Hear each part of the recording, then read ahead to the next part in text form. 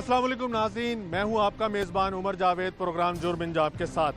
آج کے پروگرام میں ہم ذکر کریں گے کیسے دلخراش واقعے کا جس نے معاشرے میں پھیلتے ہوئے زہر کو بے نقاب کر دیا، کیسے 4 دوستوں نے آئس کا نشہ خریدنے کے لیے اپنے دوست کو قتل کیا۔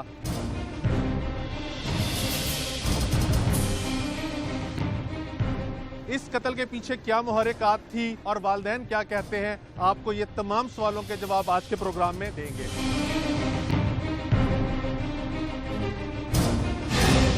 جی ناظرین، اب میں پہنچ چکا ہوں اس جگہ پہ جہاں سے حافظ حمدان کی لاش ملی تھی، یعنی جب اس کے دوستوں نے اس کو قتل کر کے 2.5 فٹ کے صندوق میں بند کیا تو لاش کو اس نالے میں پھینک دیا تھا، اور یہاں سے کوڑا چننے والے نے لاش کو دیکھا اور پھر پولیس کو اطلاع کی اور پولیس نے لاش کو یہاں سے نکالا۔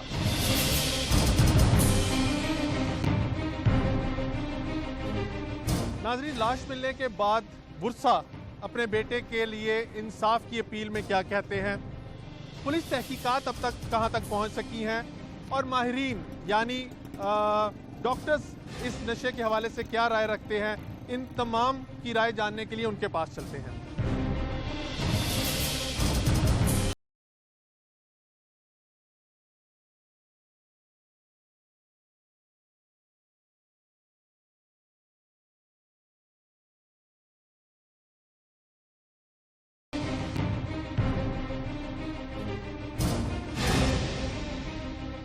جی، اس وقت ہم پہنچ چکے ہیں حافظ حمدان نیازی صاحب کے گھر، اور ان کے والدین سے جاننے کی کوشش کریں گے کہ یہ سارا ماجرا کیا تھا، یہ واقعہ کیسے پیش آیا، اور حمدان کے جو دوست تھے انہوں نے کیسے قتل کیا، اور اس ساری یہ جو قتل کی واردات ہے اس کے پیچھے محرکات کیا تھی۔ السلام علیکم عبدالخالق صاحب، بہت افسوسناک واقعہ ہے، اور جوان بیٹے کی میت اٹھانا ایک والد کے لیے جتنا تکلیف دہ ہو سکتا ہے اس کو آپ سے زیادہ بہتر کوئی نہیں بتا سکتا۔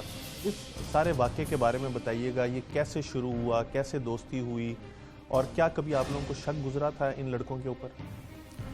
نحمد و نصلی علی رسول الکریم، بسم اللہ الرحمن الرحیم۔ آپ کی آمد کا میں ممنون ہوں کہ آپ تشریف لائے، اور پہلے بھی حضرات تشریف لاتے رہے، اور جو ہے نا وہ میں یہ بات عرض کروں گا کہ میرا بیٹا حافظ حمدان یہاں یہیں احیاء العلوم میں ہمارا مدرسے کا نام ہے، یہیں بھی اس نے حفظ کیا تھا، اور اس کے حفظ کے زمانے کا ایک دوست تھا اویس، اور 8 سے 8-9 سال پہلے کا اس کے حفظ کے زمانے کا دوست تھا۔ پھر وہ حفظ کے بعد یہ اپنی تعلیم میں لگا رہا اور وہ اپنے کوئی کام کاج میں، لیکن روزانہ کی بنیاد پہ آدھا پونا گھنٹہ یہ اکٹھے گزارتے بھی تھے، مدرسے میں بھی آتا تھا۔ تو ہمیں کبھی اس بارے میں کبھی شک و شبہات جو ہے کبھی ایسے نہیں گزرے کہ بھی وہ اویس جو ہے وہ اس طرح کی کوئی سوسائٹی میں بیٹھتا ہے یا اس طرح کا نہیں تھا۔ ہاں، البتہ آج سے کوئی 4 ماہ پہلے جو ہے وہ حافظ حمدان نے اویس کو سگریٹ پیتے ہوئے دیکھا، تو وہ گھر میں آ کے اس نے بڑی تعجب سے اپنی والدہ سے اس کا اظہار کیا کہ امی میں نے وہ اویس کو دیکھا ہے وہ سگریٹ پی رہا تھا، تو یعنی کہ اس بات پہ بھی اس کو تعجب کا اظہار ہو رہا تھا، جس کی آ کے اس نے ہمارے ساتھ بات شیئر بھی کی۔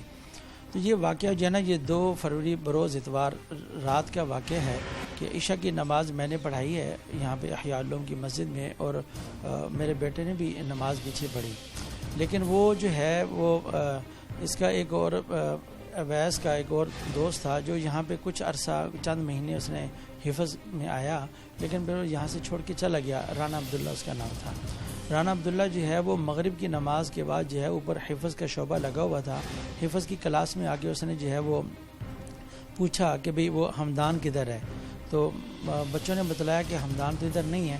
پھر وہ وہاں سے چلا گیا، اور عشاء کی نماز کے بعد جو ہے نا جی وہ میرا بیٹا گھر سے غائب ہوا۔ میں مدرسے میں تعلیم وغیرہ کروائی، اور تعلیم کے بعد جو حدیث کی تعلیم جو ہے نا اس کے بعد جو ہے وہ میں گھر میں آیا، تو گھر والوں نے پوچھا تو میں نے کہا کہ حمدان تو میرے ساتھ نہیں آیا ہے۔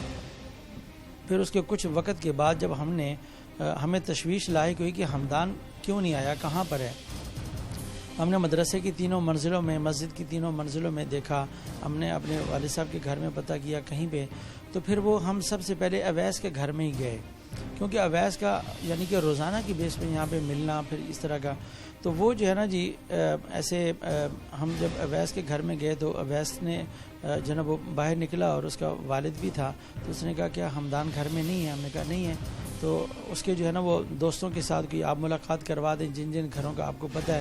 تو اویس اور اس کا والد جو ہے نا وہ ساتھ ساتھ چلتے رہے اور وہ تقریباً 18-19 دوست تھے جو کہ اس کے کالج کے تھے اور اس کے جو ہے نا جی وہ اکیڈمی کے دوست تھے. ان گھروں میں وہ ہمیں ملواتے رہے. رات 2:45 بجے کے بعد جو ہے 2:45 بجے کے بعد جو ہے وہ اویس اور اس کا والد جو ہے وہ واپس آ گئے. پھر میرا چھوٹا بھائی ہے اس کا بیٹا جو ہے اس نے کہا وہ تو رانا عبداللہ جو ہے نا وہ بھی یہاں پہ پوچھتا پھر رہا تھا. تو رانا عبداللہ کے گھر جب گئے تو وہ رات 2:45 بجے اس نے آ کے جو ہے نا وہ اوپر سے کنڈی کھولی, گھر سے باہر نکلا اور کنڈی کھولی. تو اس وقت جب وہ پوچھا تو ساتھ اویس جو ہے نا جی وہ ساتھ تھا اور اس کا والد بھی. تو میری اہلیہ, میں چونکہ گھر واپس آ گیا تھا 2:45 بجے کے بعد, تو وہ میری اہلیہ تھی اور میرا بیٹا چھوٹا تھا, وہ یہ سب وہاں گاڑی میں تھے. تو اویس کو انہوں نے آگے بھی بٹھایا ہوا تھا گاڑی میں, اور میری اہلیہ نے کہا بھی کہ بھئی اویس تم نے نہیں بولنا, ہم نے جو پوچھنا ہے ہم نے پوچھنا ہے, رانا عبداللہ سے آپ نے بات نہیں کرنی. تو وہ اویس نے جو ہے نا وہ جاتے ساتھ ہی نا اس کو کونی ماری اور اسے کہا کہ بھئی وہ اس نے کہا کہ آپ جو ہے نا وہ میں اتنے بجے جو ہے نا وہ آپ کو وہ جیکٹ دینے آیا تھا, تو ہم نے تو جیکٹ تبدیل کی تھی. تو کہتا ہاں ہم نے تو وہ جو ہے نا جیکٹ تبدیل کی تھی, اس نے مجھے جیکٹ دینے کے لیے آیا تھا. وہ میں مدرسے میں جو ہے نا وہ نہیں گیا, وہ تو میں جو ہے نا وہ اس کا ویسے پوچھا تھا, اور یہ تو مجھے جیکٹ جو ہے نا وہ دینے کے لیے آیا تھا اویس جو ہے. بات جو ہے یہیں پہ پھر ختم ہو گئی اتنی دیر. نہیں صاحب, یہ بتائیے گا کہ اتوار کو آپ کا بیٹا عشاء کے ٹائم لاپتہ ہوتا ہے, پیر کو یہ لوگ آپ کی طرف آ کے اویس کے گھر والے جو ہیں وہ دھاوا بولتے ہیں, منگل کو اس کے ماموں آپ سے رابطہ کرتے ہیں اور کہتے ہیں کہ اگر آپ لوگ حق پہ ہوئے تو ہم آپ کا ساتھ دیں گے. اس سارے دوران میں مقدمہ درج ہو گیا ہوا تھا اور آپ لوگوں کو کسی پہ شبہ تھا؟ جی وہ شبہ جو ہے نا جی وہ اس وقت تک نہیں تھا, کیونکہ ہم جو ہے نا جی وہ پوچھ تاش کر رہے تھے یہی سارا کچھ ان سے. اور اس وقت میں حقیقت بات عرض کروں کہ بھی اس کے بعد سے ہمارے ساتھ پولیس نے کافی تعاون کیا, الحمدللہ ان کے تعاون سے ہی ہم یہاں تک پہنچے ہیں. آج جو کچھ ہوا ان کی بہت جو ہے نا جی وہ ہم ان کی الحمدللہ ان کی کوششیں ہیں, ان کی کوششوں کے نتیجے سے ہم یہاں تک پہنچے ہیں. اپنا عمر فاروق بلوچ صاحب جو ہے نا ان کوشش فرمائی, لیکن یہ جو 3 دن کے دورانیے جو گزرا ہے نا وہ ہمارے اوپر بڑا کرب کا اور بڑی اذیت کا گزرا ہے. یعنی کہ 72 گھنٹے جو ہے نا وہ ہم جو ہے نا وہ اسی طرح لاوارث جیسے پھر رہے ہیں, اسی طرح ہی ہمارے ساتھ جو ہے نا وہ سلوک بھی ہو رہا تھا. اور لاش ملنے کے بعد, لاش کیسے ملی, کہاں سے ملی؟ یہ توحید پارک والی پلی ہے, یہ گریڈ جو ہے نا سمن آباد گلشن راوی سے وہ گلشن راوی کی طرف آئیں جب سمن آباد موڑ سے, تو وہ گریڈ آتا ہے, اس کی بیک سائڈ پہ جو ہے نا وہ توحید پارک والی پلی کہلاتی ہے. وہاں سے جو ہے نا وہ انہوں نے کہا کہ بھی وہاں سے وہ صندوق ملا ہے. تو وہ صندوق میں اس سارے دوران پولیس نے کتنے لوگوں کو حراست میں لیا ہوا تھا, اور کس نے انکشاف کیا کہ حمدان کو قتل کر دیا اور لاش کو نالے میں پھینک دیا؟ یہ کسی نے بھی جو ہے نا اس چیز کے بارے میں ہمارے ساتھ کوئی نہ انکشاف ہوا تھا نہ کوئی بات. ہم جو ہے نا جی اویس کا ہی بار بار کر رہے تھے, اور رانا عبداللہ کو ہی ہم جو ہے, چونکہ رانا عبداللہ جو ہے نا مغرب کے بعد یہاں پہ آ کے طلباء سے پوچھ رہا تھا, نام لے کے پوچھ رہا تھا کہ بھی حافظ حمدان کدھر ہے, کہاں پہ. تو وہ ہم جو بالکل آخری لمحات میں جو آ رہے ہیں اور ان کے بارے میں پوچھ رہے ہیں, ظاہر سی بات ہے کہ ہم نے انہی سے پوچھنا ہے, انہی کے بارے میں. تو ہم ان دونوں کو لاتے رہے, اور یہ جو ہے نا جی کوئی صحیح طریقے سے اس وقت میں ابتدا میں جو ہے نا انہوں نے کوئی تفتیش ان سے نہیں کی. اس کی وجہ کیا تھی, اس قتل کے پیچھے محرکات کیا تھی اور کون کون شامل تھا؟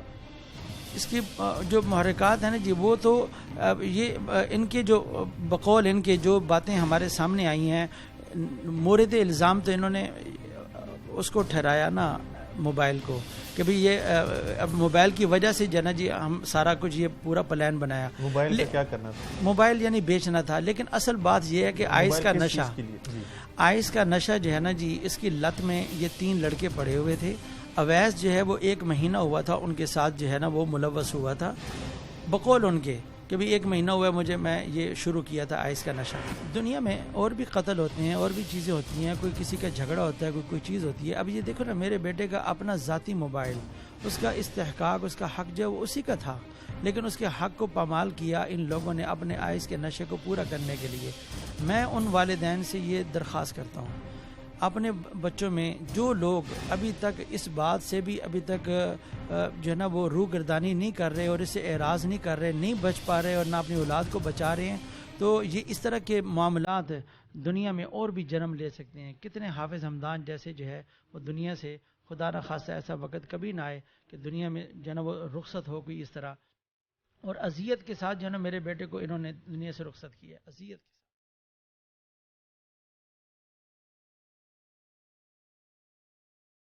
میرے پاس وہ الفاظ نہیں کہ جن الفاظ کے ساتھ میں آپ سے یہ چیز بیان کر سکوں کہ 2.25 فٹ کے جو ہے نا وہ صندوق کے اندر میرے بیٹے کو جو ہے نا انہوں نے ڈالا، پھر اس کو جو ہے نا وہ نالے کے اندر پھینکا. میں کہتا ہوں کہ انسانیت نام کی چیز ہی ختم ہو گئی. چلو آپ کہتے ہیں نا کہ ہم سے حادثاتی طور پہ ہو گیا، چلو ہو گیا، لگ گئی تھی ضرب، مار دیا تھا، میرے بیٹے کی زندگی ختم ہوگی. لیکن اگلے جو تم نے کام کیے جو اس کو، تو یہ اس سے تو یہ سمجھ آتا ہے کہ اس کا مطلب ہے کہ یہ آئس کا نشہ کرنے والا وہ انسانیت سے بھی اتنا گر جاتا ہے.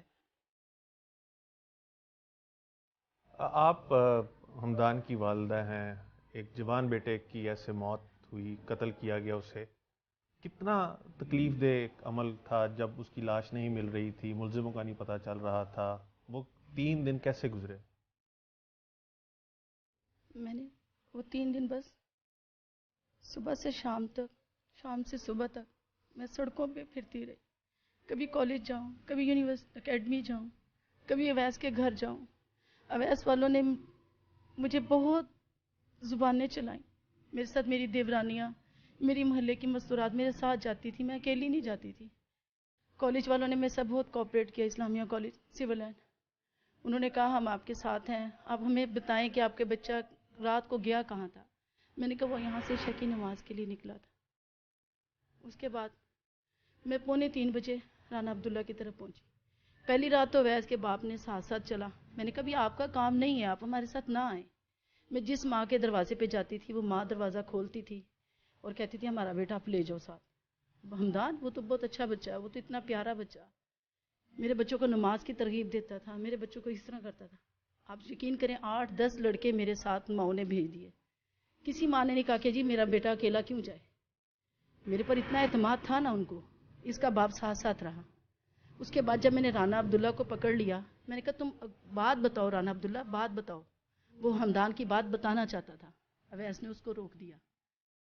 جب اویس نے اس کو روک دیا میری بہن بھی تڑپ گئی، میری دیورانیاں بھی تڑپ گئی کہ رانا عبداللہ کے اندر کوئی بات ہے. اویس نے کہا نہیں، اس کا باپ ٹوٹ کے میرے پر پڑ گیا. اتنی اس نے بدتمیزی کی ہے. اویس کے بڑے بھائی جہانزیب نے مجھے مارنے پہ آیا، تھپڑ مارنے لگا. میری دیورانیاں میرے ساتھ تھی. ان کی عورتوں نے دوپٹہ نہیں اوڑا ہوا تھا، زیور پہنا ہوا تھا. مجھے یہ دکھانا چاہتی تھی کہ ہم بڑی امیر کبیر ہیں، تم ادنا ہو، حقیر ہو. دروازے پہ مجھے کہتی ہے جاؤ جاؤ لڑکی، تم یہاں کیا لینے آ رہی ہو، تمہارا یہاں بیٹا نہیں ہے ہمارے پاس، اویس کو کیوں تنگ کر رہی ہو بار بار. میں نے ہاتھ جوڑو، اور ساتھ پر یہ دکان والا بھی اس بات کا گواہ ہے. میں نے ہاتھ جوڑے، میں نے کہا مجھے صرف موبائل کا راستہ دکھا دے، یہ میرے بیٹے کا صرف ایک ہی راستہ ہے. یہ بالکل بلینک مرڈر تھا.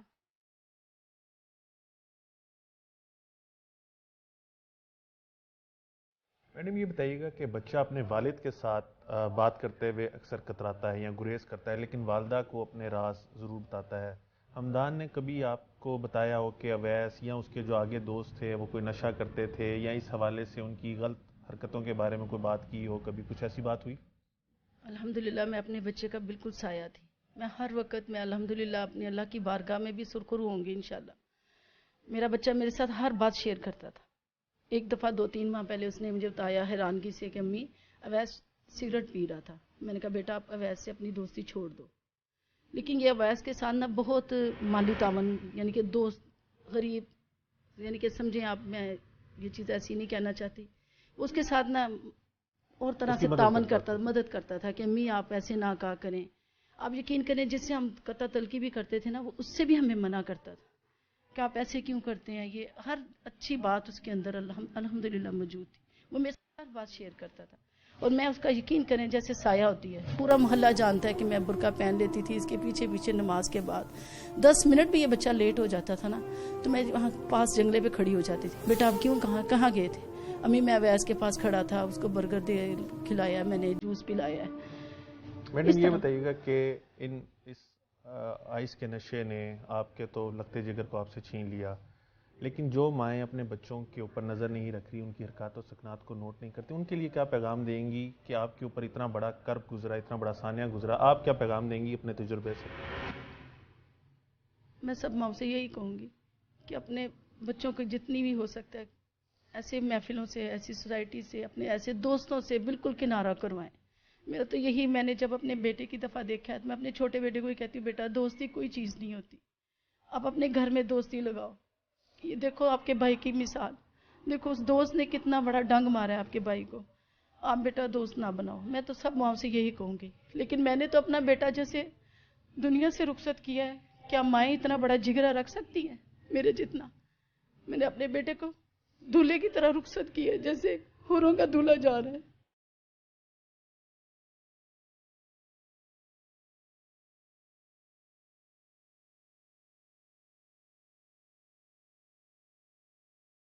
शहादत पे मैंने सबको कहा, मैंने कहा जो यहाँ पे आओ बका करेगा वो यहाँ से चला जाए। वो मेरे बेटे का दुश्मन, वो मेरा दुश्मन है। मेरा बेटा तो हवाओं में भी अपने दीन का पैगाम दे के गया है। मेरा बेटा जो पैगाम दीन का दे के गया है, वो सब गांव वालियों को, सब शहर वालियों को, सब मुल्क की औरतों को कहूँगी कि खुदारा, मैं भी यहाँ रहते हुए मुझे भी 20 साल हो गए हैं, मेरे ससुर को रहते हुए 50 से भी ऊपर हो गया टाइम। मैं जब भी किसी फौतगी में जाती हूँ, बहुत आहो बका हो रही होती है, बहुत ज़्यादा बैंड आ रही होती हैं, चाहे वो बूढ़ा भी मर जाए, चाहे जवान हो। तो मेरा जवान साला बच्चा, 18 साला बच्चा, हम इस माँ का भी जिगरा देखो। खुदारा, जैसे मैंने अपने बेटे को रुखसत किया है, अल्लाह की अमानत अल्लाह को दे दी है, मैं अपने सब बहनों को यही कहूँगी कि जब आपके घर में किसी की फौतगी हो जाए तो अपने आप में सब्र किया करो। जब आप सब्र करोगी तो अल्लाह ताला सब्र की चादर बहुत वसी कर देगा आपके ऊपर।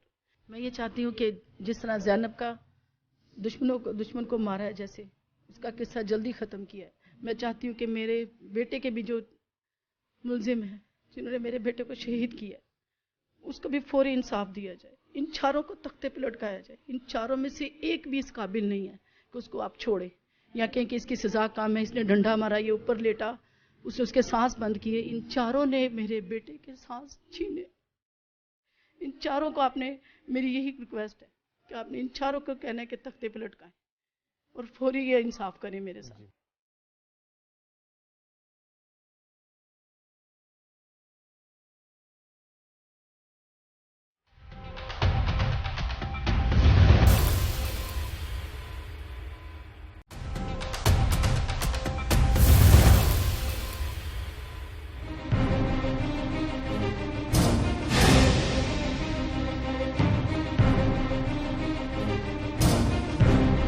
इस टाइम हम मौजूद हैं डॉक्टर सदाकत अली साहब के साथ। इनसे जानने की कोशिश करेंगे क्रिस्टल मेथ यानी आइस का नशा इंसान को किस लेवल पे ले जाता है कि वो इस तरह के बड़े इकदाम, जैसे हमदान के दोस्तों ने उसको कत्ल कर दिया सिर्फ चंद हज़ार रुपयों की खातिर। डॉक्टर साहब, thank you very much for the time. ये बताइएगा कि एक शख्स जो क्रिस्टल मेथ यानी आइस का नशा करता है, वो किस तरह से इस लेवल पे पहुंच जाता है कि किसी की जान ले लेता है सिर्फ अपनी नशे की जो लत है उसको पूरा करने के लिए? देखिए, हर नशे का अपना मिजाज है। जैसे शराब का नशा है तो वो आपके अंदर जो झिझक है उसको दूर करता है, और बंदा झिझक तो दूर होती है तो बहुत से गलत काम भी करता है। इसी तरह चरस का नशा टोटल ख्यालात ही बदल देता है, फ़लसफ़ा हयात ही बदल देता है, सोच विचार सारी बदल देता है, और वो अजीबोगरीब ज़िंदगी का कायल हो जाता है। और जो ये क्रिस्टल मेथ का नशा है या कोकेन का नशा, ये एक्चुअली सेंट्रल नर्वस सिस्टम का स्टिमुलेंट है। इसका मिजाज है कि ये इंसान को बहुत ज़्यादा करेज दे देता है, बहुत ज़्यादा ओवर कॉन्फिडेंस दे देता है, हत्ता कि वो दूसरों के साथ बदतमीज़ी करता है, प्लस उसको शकूक व शुबहात बहुत होते हैं, और उसके अंदर एक ऐसी तलब पैदा होती है क्रिस्टल मेथ की, या कोकेन का नशा भी ऐसा ही है, इससे बढ़ के है बल्कि, कि इतनी शदीद तलब होती है वो कैफियत अपने ऊपर तारी करने की जो इन नशों के करने से होती है, कि उसके लिए वो कुछ भी कर सकता है, और उसको फिर अंदर से गिल्ट भी महसूस नहीं होता। और ये जो वाक़या हुआ है बहुत ही तशवीशनाक, और सोसाइटी में ऐसे बेपनाह वाक़यात होते रहते हैं کہ جن میں لوگ نشہ کر کے وہ کچھ کر گزرتے ہیں جو کہ عام زندگی میں ایک عام آدمی جس کا تصور بھی نہیں کر سکتا. یعنی وقتی طور پر ایسے لوگ وہ نہیں رہتے جو وہ اصل میں ہوتے ہیں، بلکہ وہ نشے کے رنگ میں رنگے جاتے ہیں. ڈاکٹر صاحب، اس اگر کیس کی ہم پرٹیکولر کیس کی بات کریں تو پولیس کے مطابق ان لڑکوں کو چند ہفتے ہوئے تھے نشہ کرتے ہوئے، اور جب انہوں نے اپنا ابتدائی بیان دیا تو اس کے اندر ان کا کہنا تھا کہ ان سے کنٹرول ہی نہیں ہوا. تو کیا آئس کا نشہ کرنے والے لوگ جو ہیں وہ اتنی جلدی اس کے عادی ہو جاتے ہیں کہ 1 ماہ یا 1.5 ماہ کے عرصے کے اندر ہی وہ کسی بھی شخص کی جان لے سکتے ہیں اپنے نشے کی اس کوانٹٹی کو پورا کرنے کے لیے؟ یہ بالکل عین ممکن ہے.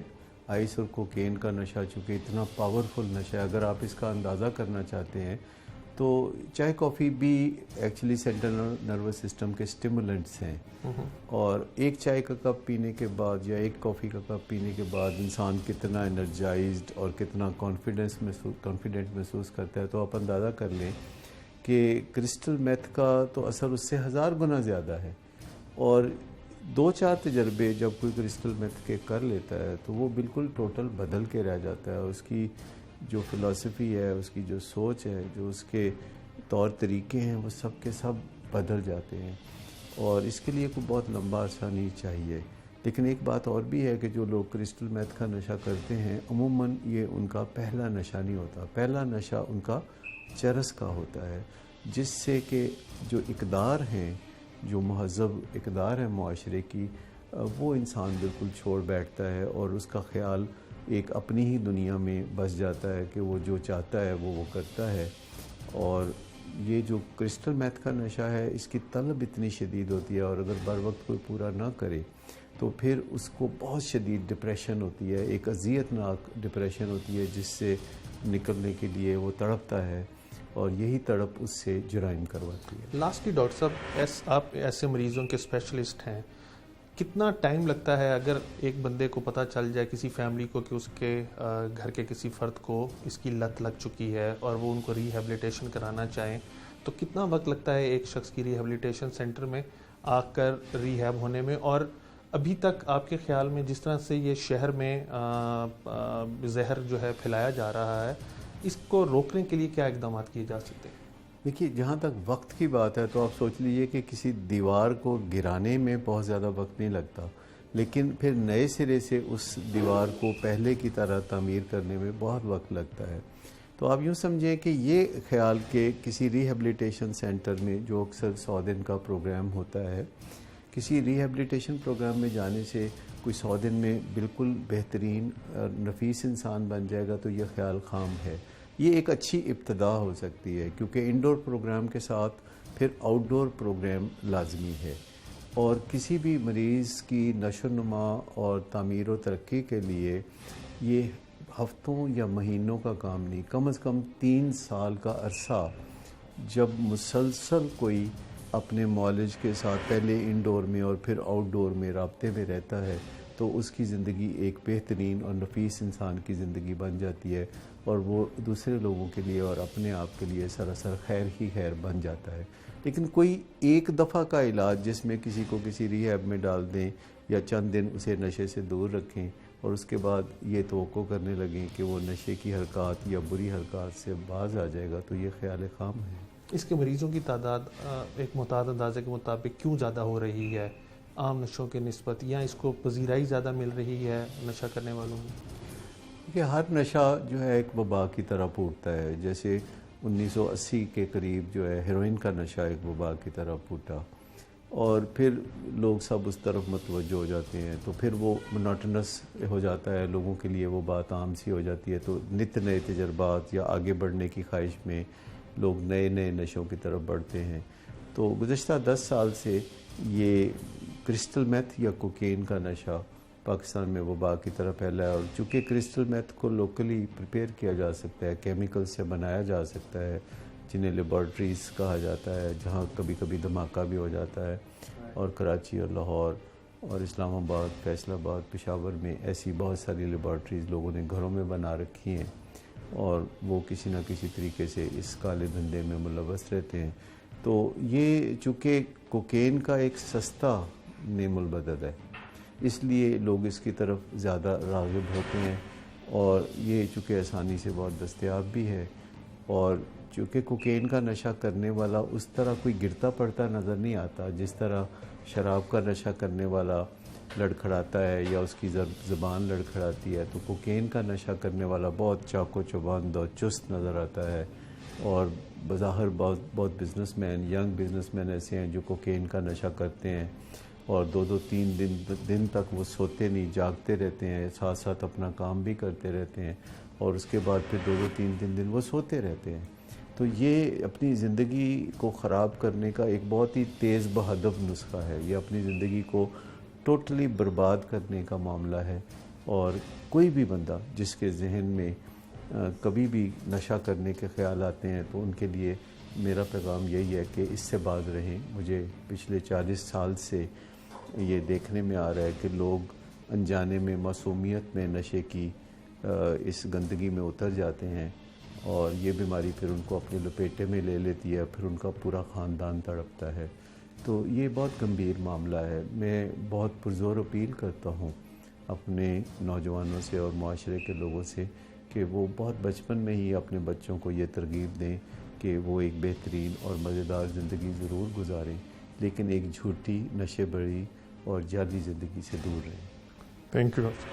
اب ہم جاننے کی کوشش کریں گے کہ کرسٹل میتھ یعنی جس کو آئس کا نشہ کہا جاتا ہے، اس کی پریونشن کے لیے کیا کیا جا رہا ہے. اس ٹائم ہمارے ساتھ اس حوالے سے بہت ہی متحرک ذوالفقار صاحب موجود ہیں جو نہ صرف کوشش کر رہے ہیں کہ لوگوں میں شعور اجاگر کیا جائے، بلکہ اسکول کالجوں میں جا کر سیمینارز کرتے ہیں اور اس کی جو نشے کی لت کے جو نقصانات ہیں اس سے لوگوں کو آگاہ کرتے ہیں. ذوالفقار صاحب بہت شکریہ ٹائم کے لیے. یہ بتائیے گا کہ تمام تر اقدامات کے باوجود بھی یہ زہر جو ہے وہ معاشرے میں سرایت کرتا جا رہا ہے. بالخصوص اسکول، کالج اور یونیورسٹی کے طلبہ جو ہیں وہ بہت زیادہ اس میں ملوث ہو رہے ہیں. کیا اقدامات کرنے کی ضرورت ہے؟ کیسے اس کو روکا جا سکتا ہے؟ بہت شکریہ. سب سے پہلی تو بات یہ ہے کہ ہمیشہ یہ بات کہی جاتی ہے کہ prevention is better than cure.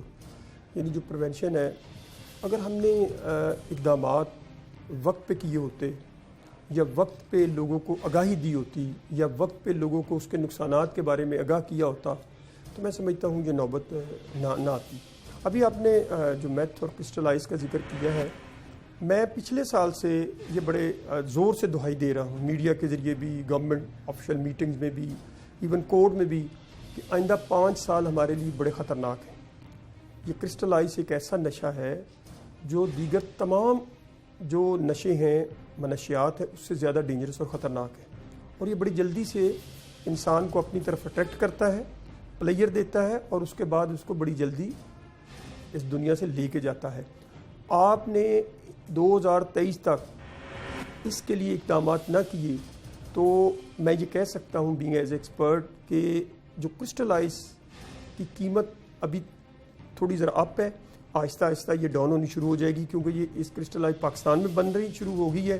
پہلے یہ افغانستان یا بھارت سے آتی تھی اسمگل ہو کے، اب یہ پاکستان میں بن رہی ہے. اس کی قیمت میں جب کمی واقع ہوگی اور ہر بندہ اس کے قریب ہوگا، جب قریب ہوگا اسیس آسانی کے ساتھ دستیابی، اور آپ دیکھیں گے کہ اوور ڈوز ہونے کی وجہ سے اموات بہت زیادہ ہوں گی.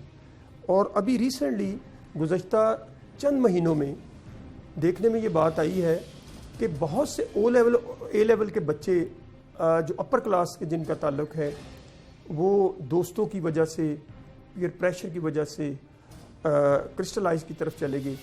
اور جب کرسٹلائز کی اوور ڈوز ہو گئی، اور اوور ڈوز ہونے کے بعد وہ رات کو جب اپنے کمرے میں جا کے سوتے ہیں تو صبح اٹھتے ہیں، والدین پریشان ہو جاتے ہیں کہ میرا بچہ تو اس دنیا میں نہیں ہے. تو والدین اس بچے کی وہ عادت کو چھپانے کے لیے صرف اور صرف اپنے اوپر یہ ساری چیزیں لے لیتا ہے کہ جی میرے بچے کو صرف دل کا اٹیک ہوا ہے اور وہ بچہ چلا. روک تھام کے لیے کیا اقدامات کیے جانے چاہیے؟ لیکن کیوں یہ پھر اتنی تیزی سے پھیل رہا ہے؟ کیوں اس کی دستیابی اتنی آسان ہے؟ اس کی دستیابی جو مارکیٹ میں آسان اس لیے ہے کہ اس میں پرافٹ بہت زیادہ ہے. دنیا کو کوئی کاروبار ایسا نہیں تھا جس میں پرافٹ نہیں ہو. تو ظاہری بات جو بیچنے والے ہیں، جو سیلر ہیں، اور جو پینے والے ہیں، ان کا آپس میں ایک گہرا کوآرڈینیشن ہے. یعنی جس طرح اکنامکس میں کہتے ہیں سپلائی اینڈ ڈیمانڈ، تو اس کا آپس میں گہرا تعلق ہے. جب پینے والا اور اس کو آسانی کے ساتھ چیز دستیاب ہوگی تو وہ اس چیز کی طرف آئے گا. ایک بات میں اور آپ کے پروگرام کی وساطت سے جو بتانا چاہتا ہوں یہ ہے کہ جب آپ ایڈکٹ بنتے ہیں، ایڈکٹ بننے سے پہلے جب کوئی بھی کسی بھی ڈرگس کی جب آپ ڈوز لیتے ہیں تو جو آپ کو پہلا پلیئر ملتا ہے اس پہلی ڈوز میں وہ آخری دم تک نہیں ملتا جب تک آپ اس دنیا سے اللہ کے پاس چلے جاتے ہیں. وہ پلیئر لینے کے لیے آپ ڈفرینٹ ڈرگس استعمال کرتے ہیں، ان کا سہارا لیتے ہیں. پہلے سگریٹ کا استعمال، پھر چرس کا استعمال، پھر شراب کا استعمال، بنگ کا استعمال، اس کے بعد گٹکا، نسوار، پان، پھر اپر کلاس کی جو ڈرگز ہیں اس میں کرسٹلائز، کوکین، ہیش، یہ ساری چیزیں وہ شامل ہو جاتی ہیں. لیکن جب وہ پلیئر نہیں ملتا آہستہ آہستہ وہ اس کی ڈوز بڑھ جاتی ہے. اب جو باڈی ہے اس کا انحصار اس پہ ہو جاتا ہے، اور انحصار برداشت جب بڑھ جاتی ہے تو پھر آپ چھوٹے نشے سے بڑا نشے کی طرف آتے ہیں. تو کرسٹلائز ایک ایسا خطرناک نشہ ہے کہ ہم نے 50 سال ہم نے 2 نمبر ملاوٹ شدہ نشہ استعمال، ہیروئن میں ملاوٹ، چرس میں ملاوٹ، بھانگ میں ملاوٹ، شراب میں ملاوٹ. کرسٹلائز ایک ایسا نشہ ہے جس میں کوئی بھی ملاوٹ نہیں ہے. جب آپ اوور ڈوز ہوتے ہیں اور اوور ڈوز ہونے کے بعد آپ کو کسی چیز کا نہیں پتہ ہوتا. اسی طرح اس کی ایگزامپل دوسری یہ ہے کہ جب سڑکوں کے فٹ پاتھ، باغوں، پارکوں پہ جو انجیکشن ڈرگ یوزر ہیں وہ جب انجیکشن لگاتے ہیں، وہ انجیکشن جو وین میں لگنا ہے وہ آپ کے جب بلڈ میں چلا جائے گا تو آپ کی موت واقع ہو جاتی. اسی طرح جب آپ اوور ڈوز ہوتے ہیں کرسٹلائز جو خالص اور پیور ہونے کی وجہ سے آپ اس دنیا میں نہیں رہتے. ذوالفقار صاحب، ایک جس کیس کے اوپر آج ہم پروگرام کر رہے ہیں اس کے اندر نوجوانوں نے تقریباً کچھ ہفتے پہلے اس نشے کو استعمال کرنا شروع کیا تھا، اور 1 مہینے کے اندر ہی وہ اس مقام پہ پہنچ گئے کہ انہوں نے اپنے دوست کی جان لے لی. اس کی کیا وجوہات ہو سکتی ہیں؟ دیکھیں جی، کرسٹلائز جو ایک نشہ ہے، کرسٹلائز، ایسٹسی اینڈ LSD ٹیبلٹ، یہ 3 جو نارکوٹکس ہیں، ڈرگز ہیں، یہ بیسکلی انسان کو پلیئر دیتی ہیں. یعنی آج آپ نے شروع کیا ہے کرسٹلائز، آپ کو 30 گھنٹے نیند نہیں آتی، 40 گھنٹے نیند نہیں آتی، آپ دنیا کا ایک الگ تھلگ اپنے آپ کو شخص سمجھتے ہیں. آپ کہتے ہیں جی میں دنیا کا ایک عجیب سا انسان ہوں. آپ کے اندر آپ کے میموری میں زیادہ اضافہ ہو جاتا ہے. آپ ہر وہ چیز کرنے کی کوشش کرتے ہیں جو کبھی بھی آپ نے زندگی میں نہیں کی، کیونکہ آپ کی باڈی کا انحصار اس پہ آہستہ آہستہ شروع ہو جاتا ہے. اب جب آپ نے پہلی ڈوز لی ہے آپ کو وہ زیادہ پلیئر ملا ہے، دوسری ڈوز اس کے بغیر نہیں آپ رہ سکتے. جب آہستہ آہستہ اس پلیئر گین کرنے کی سچویشن میں شامل ہو گئے ہیں، اس سرکل میں شامل ہو گئے ہیں، تو پھر ظاہری بات آپ اوور ڈوز ہو رہے ہیں آہستہ آہستہ. تو جو 1 مہینے کا آپ نے پروسیس بتایا ہے وہ یہی ہے کہ جب آپ پلیئر لینے کے لیے اوور ڈوز کریں گے چیزوں کو، اور جب اوور ڈوز ہوں گے تو اس کے بعد ظاہری بات یقیناً وہ آپ کی موت واقع ہوگی.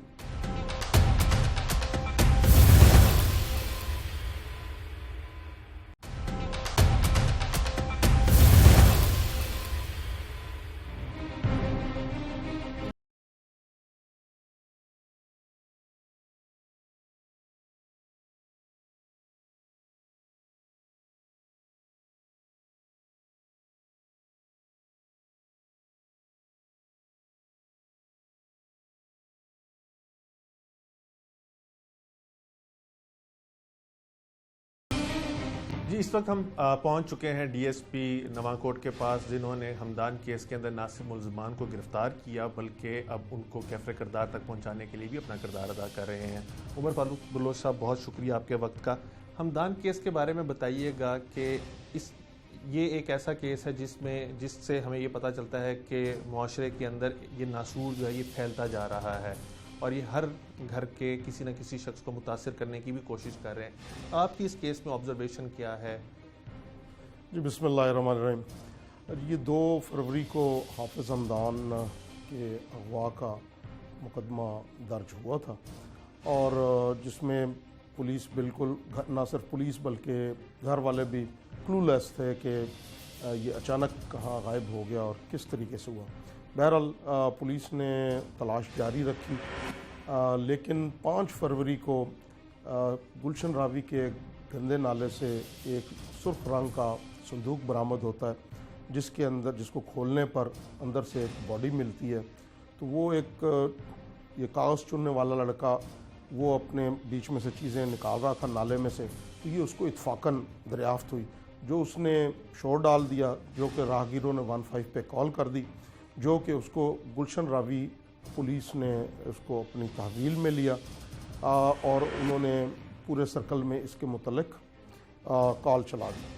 تو چونکہ یہ ہمارے علم میں تھا کہ ایک بچہ غائب ہے، تو لواحقین سے رابطہ کیا گیا، جو لواحقین نے جا کر شناخت اس کی باڈی کو کر لیا، جو کہ بنیادی طور پر شناخت کپڑوں سے ہوئی، کیونکہ نالے میں رہنے کی وجہ سے چہرے کے حیت کافی حد تک تبدیل ہو چکی تھی۔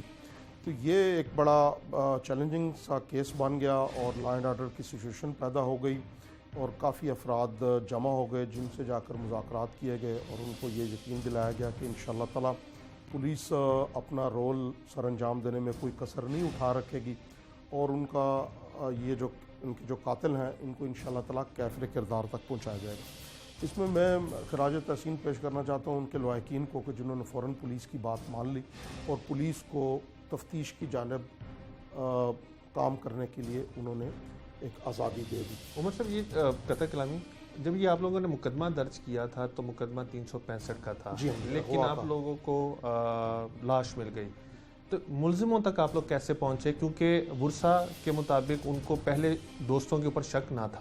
جی، درست فرمایا آپ نے۔ پہلے بالکل 365 کے تحت ہی اس کا وقوع کا اندراج ہوا تھا، لیکن جس دن لاش کی شناخت ہو گئی تو اس میں 302 ایجاد ہو گئی، قتل کی دفعہ اس میں لگ گئی۔ اس میں جو ان کا کلوز گروپ تھا، جن کے ساتھ کچھ لوگوں کی شواہد اور کچھ لوگوں کے کہ بھئی ان کے معاملات تھے یا ان کے پاس آنا جانا تھا، ان کو ہم نے فوری طور پر ہی لاش ملتے ساتھ اسی رات ہی شامل تفتیش کیا، تو جس میں سے 2 لڑکے جو کہ ان کے ساتھ ہی مدرسے میں پڑھتے تھے، ان کی گفتگو میں ہمیں تضاد معلوم ہوا، تو ان کی تقریباً آدھی رات تک جب تفتیش کی تو چیزیں کچھ واضح ہونا شروع ہو گئیں کہ سنگین نوعیت کے تضادات اور اس میں اپوزٹ چیزیں جو ہیں وہ سامنے آنا شروع ہو گئی۔ تو جب ان سے پھر مختلف کراس کوشچننگ کی گئی تو انہوں نے پھر اس میں تسلیم کیا کہ یہ انہوں نے آئس کے نشے کے تحت مغلوب ہو کر یہ ان کی آخری ان کے پاس ڈوز تھی۔ اس سے پہلے وہ تمام اپنے دوست احباب سے، گھر والوں سے پیسے لے چکے تھے یا ادھار لے چکے تھے، تو انہوں نے یہ سوچا کہ اب یہ ہماری آخری ہے، اور انہوں نے بتایا کہ یہ بڑی شدید اس کی طلب ریسنٹلی وہ 2 یا 3 ہفتے پہلے انہوں نے یہ آئس کا نشہ شروع کیا تھا، تو ان کو یہ فکر لاحق ہوئی کہ ابھی یہ ہمارے پاس پیسے نہیں ہیں، تو نیکسٹ، کیونکہ آپ کو پتہ ہے یہ آئس کا نشہ مہنگا بھی بہت ہے، تو یہ ہم کیسے کریں گے؟ تو اسی وقت ان کے ذہن میں ایک شیطانی منصوبہ آیا کہ حافظ حمدان جو کہ ان کا بچپن کا کلاس فیلو تھا اور پوری علاقے کی آنکھ کا تارا، اور امام کعبہ اور مختلف امام جو ہیں ان کی بالکل طرز میں یہ تلاوت اور خطبہ بھی ادا کر لیتا تھا، تو انہوں نے کہا کہ وہ ایک شریف لڑکا ہے جو کہ ہمارے کہنے پر ہماری بات سننے کے لیے آ جائے گا۔ اس کے پاس ایک نیا ایسیٹ موبائل ہے جو اس نے کچھ چند ہفتے بمشکل چند ہفتے پہلے ہی خریدا ہے، بلکہ چند دن پہلے خریدا ہے، تو وہ اگر ہم بھیج دیں تو وہ تقریباً 35-40 ہزار کا بک جائے گا، جس سے ہمارا کوئی مہینہ 1.5 مہینہ مزید نکل جائے گا۔ یہ انہوں نے بلا کر لے کر آئے، اور آتے ساتھ ہی یہ حافظ مقیت کا گھر ہے جس میں وہ اس کو بہانے سے لے کر گئے کہ یہاں بیٹھ کے گپ شپ کرتے ہیں، تو جس کے بعد حافظ عبداللہ اور دوسرے یہ ان ساروں نے ان کو چاروں نے مل کر قابو کر لیا، اور 2 افراد نے اس کے سر میں وہ جو موٹا لکڑی کا مرچیں اور مسالہ جات کوٹنے والا ڈنڈا ہوتا ہے وہ انتہائی بے رحمی اور صفاقی سے مار کر اس کو وہیں پر ہی شہید کر دیا، وہ ہلاک ہو گیا۔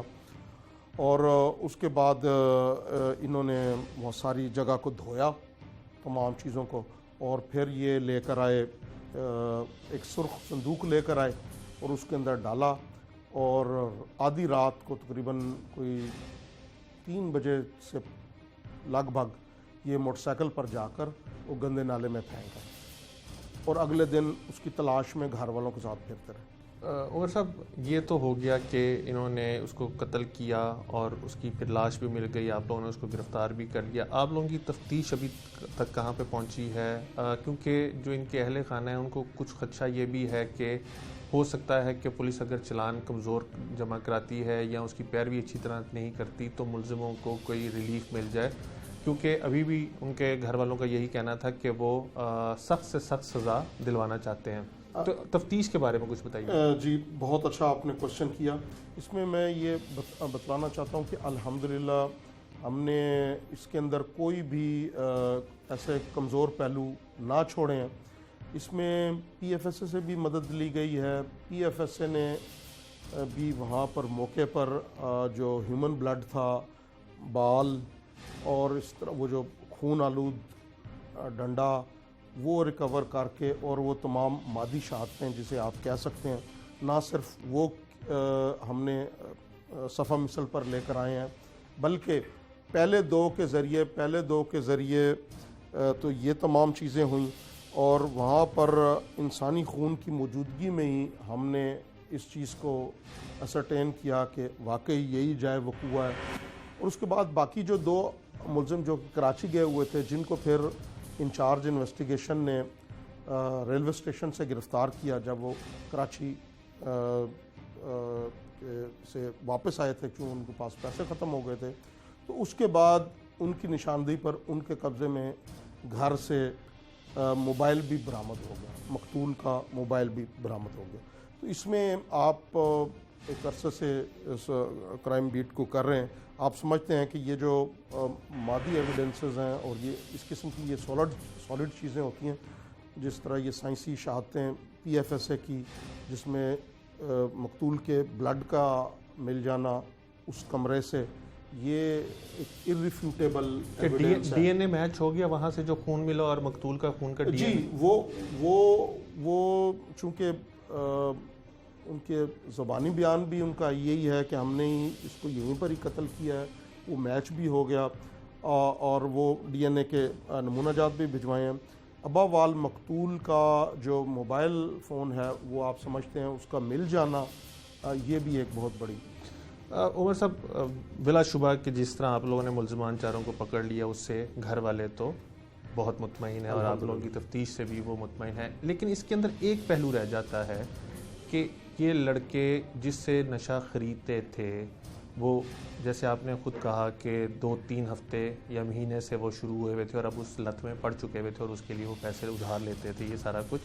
تو اس زہر کو جو معاشرے میں لوگ گھول رہے ہیں ان کے خلاف کیا ایکشن ہوا؟ یہ تو صرف ایک کیس ہے, ایک ہمدان تھا, ایسے کئی ہمدان ہوں گے جن کو ابھی بھی ان کی جانوں کو خطرہ ہوگا ان کے دوستوں سے, رشتہ داروں سے, تو اس کے لیے کیا کیا جا رہا ہے؟ جی اس میں مختلف چھاپے وغیرہ مارے گئے ہیں اور کچھ ایف آئی آر بھی دی گئی ہیں, لیکن یہ بڑے محدود پیمانے پر اس کی خرید و فروخت ہے, کیونکہ ایک یہ نیا آیا ہے اور یہ اپنے بالکل خاص بندوں کے ذریعے ہی یہ کام کر رہے ہیں. بہرحال ہم ان کا نیٹ ورک بریک کرنے کی کوشش کر رہے ہیں. اس میں ہم سمجھتے ہیں کہ اے این ایف کا کردار بھی جو ہے وہ بہت کلیدی ہے, اور بلا شبہ پولیس کا بھی اس میں اتنا ہی کردار بنتا ہے, لیکن چونکہ وہ فرنٹ پر ہیں تو ہم سمجھتے ہیں کہ تمام اداروں کے کولیبریشن کرنے سے ہی انشاءاللہ ان کی بہتری ہو سکتی ہے. پریسائزلی جو سزا اس کے اہل خانہ سمجھتے ہیں کہ ملنی چاہیے, پولیس وہ دلوانے میں کامیاب ہو جائے گی؟ اب دیکھیے پولیس کا کام ہے شہادتیں اکٹھی کرنا اور اس کو چالان کو ایک مضبوط طور پر بنا کر عدالت میں پیش کر دینا. اس کے بعد کچھ قانونی مشکافیاں کچھ ایسی ہیں, مثلا انڈر 18 ایج کا ہونا, اس میں نہ تو آپ کچھ کر سکتے ہیں نہ میں کچھ کر سکتا ہوں, کیونکہ یہ ہم نے یہ لا نہیں بنایا. انڈر 18 کا ایک یونیورسل لا ہے. اب اس میں 1-2 ملزمان ہیں جو انڈر 18 آتے ہیں, اس حوالے سے تو عدالت ظاہر ہے ان تمام چیزوں کو دیکھے گی, وہ ہمارے دائرہ کار میں نہیں ہے. ہمارے جو دائرہ کار میں ہے کہ ہم محنت سے جتنی بھی چیزیں تفتیشی نقطہ نگاہ سے اور شہادتی نقطہ نگاہ سے جو چیزیں ایویڈنسز کلیکٹ ہوئی ہیں وہ ہم عدالت کو منون وہاں پر پیش کر دیں, اور ان کو جو ان کی میکسیمم سزا دلانے کی کوشش ہے وہ کی جائے، جو کہ جان کا بدلہ جان کا۔ عمر صاحب یہ بتائیے گا کہ جس سزا کے تحت آپ لوگوں نے ان کو فکس کیا ہے اس میں میکسیمم پینلٹی کیا ہے اور منیمم پینلٹی کیا ہے، اور آخری یہ بھی بات بتا دیجیے گا کہ جو صندوق تھا وہ غالباً جو میں آپ کی باتوں سے آخذ کر پایا وہ خود یعنی وہاں پہ اینی شاہدین کو پتہ چلا یا کوئی جمع دار وہاں پہ تھا اس کو پتہ چلا کہ یہ صندوق پڑا ہوا ہے اور اس کے بعد یہ آشکار ہوا کہ اس میں لاش ہے، ایسے ہی ہے؟ جی، یہ کاغذ چننے والا لڑکا تھا، بذات خود جمع دار تو نہیں تھا، لیکن وہ اس نے سمجھا کہ جیسے یہ کوئی بکس مل گیا تو میں بکس بیچوں گا۔ بکس جہاں انہوں نے جس پل سے پھینکا تھا یہ اس میں پانی بھرنے کی وجہ سے اور لاش پھولنے کی وجہ سے تھوڑا سا یہ آگے بہہ کر گیا، کو بہت زیادہ اس سے آگے بہہ کر نہیں گیا۔ جہاں تک آپ نے اس امر کے متعلق جاننا چاہا ہے کہ اس کی میکسیمم پینلٹی کیا ہے، تو جو دفعہ 302 کے تحت جو یہ کہ الحمدللہ اس میں ٹھوس شہادتیں بھی موجود ہیں، تو انشاءاللہ تعالی ہماری تو عدالت سے ڈیتھ پینلٹی کی ہی درخواست ہے، جو کہ اللہ تعالیٰ سے دعا بھی کرتے ہیں اور امید کرتے ہیں، سسٹم سے بھی امید رکھتے ہیں کہ یہ اس کو ان لوگوں کو ایسے کردار تک پہنچانے کے لیے تمام ادارے اپنا کردار ادا کرتے ہوئے انشاءاللہ تعالیٰ یہ لوگ اپنے کیفے کردار تک۔ اور منیمم پینلٹیز پہ کیا ہوگی؟ جی، یہ تو عدالت کے جیسے جوونائل اس میں ایک آ گیا تو جی جو ایک جوونائل ہے اس میں پھر وہ ڈیتھ پینلٹی نہیں ہوگی، اس میں جو عدالت مناسب سمجھے گی جیسے کہ عمر قید وغیرہ اس کی طرف بات جا سکتی ہے۔ جی ناظرین، آج کے پروگرام جرم انجام میں ہم نے آپ کو دکھایا کہ کس طرح سے 4 دوستوں نے نشہ خریدنے کے لیے اپنے بچپن کے ساتھی کو قتل کر دیا اور بعد میں اس قتل کی وجہ سے اپنے منطقی انجام کو پہنچ گئے۔ اس پروگرام میں ہم نے یہ بھی آپ کو دکھایا کہ کس طرح سے والدین جو ہیں وہ اپنے بچوں کی طرف سے نگلیکٹ ہو جاتے ہیں، ان کی حرکات و سکنات کو نوٹ نہیں کرتے، جس کی وجہ سے معاشرے میں یہ ناسور جو ہے، نشے کا ناسور جو ہے وہ پھیلتا جا رہا ہے۔ پولیس کا بھی ہم نے ورژن لیا اور پولیس کا بھی کہنا ہے کہ وہ ANF کے ساتھ مل کر کارروائیاں بھی کرتے ہیں اور اس زہر کو معاشرے میں پھیلانے والوں کے خلاف کارروائیاں بھی کر رہے ہیں، لیکن کارروائیوں میں مزید تیزی لانے کی ضرورت ہے اور ایسے تمام افراد جو اس گھنونے کاروبار میں ملوث ہیں ان کو بھی ان کے منطقی انجام تک پہنچانے کی اشد ضرورت ہے۔ اپنے میزبان عمر جاوید کو آج کے اس پروگرام سے اجازت دیجیے، دوبارہ ملاقات ہوگی، اللہ حافظ۔